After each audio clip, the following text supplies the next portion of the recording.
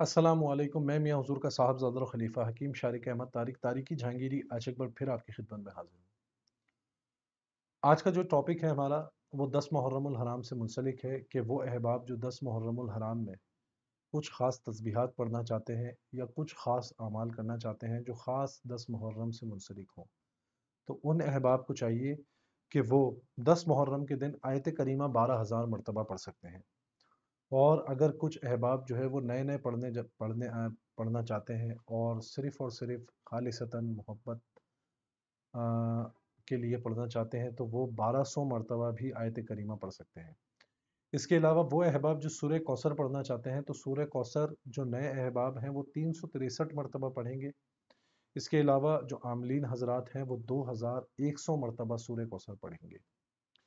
इसके अलावा वो अहबाब जो सूरह इखलास पढ़ना चाहते हैं, क्योंकि 10 मुहर्रमुल हराम में सूरह इखलास भी पढ़ी जाती है, तो वो अहबाब जो सूरह इखलास पढ़ना चाहते हैं, जो नए नए अहबाब हैं उनको चाहिए कि वो रोज़ 10 मुहर्रमुल हराम में 210 मरतबा सूरह इखलास पढ़ें।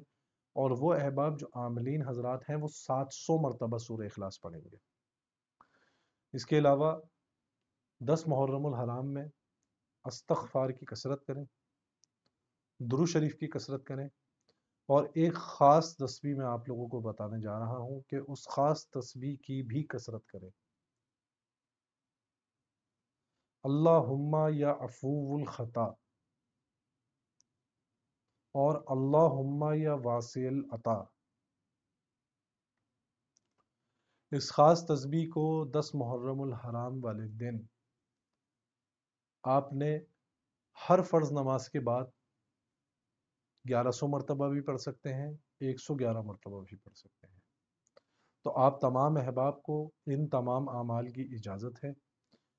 कोशिश करें कि जो भी आमाल कर रहे हैं, जो भी तस्बीहात पढ़ रहे हैं, उनको बाकायदा मुसल्ले पर बैठकर पूरे एहतमाम के साथ जो है वो पढ़ें। अपनी दुआओं में मुझे याद रखें। जज़ाकल्लाहु खैर। अस्सलामु अलैकुम व रहमतुल्लाह।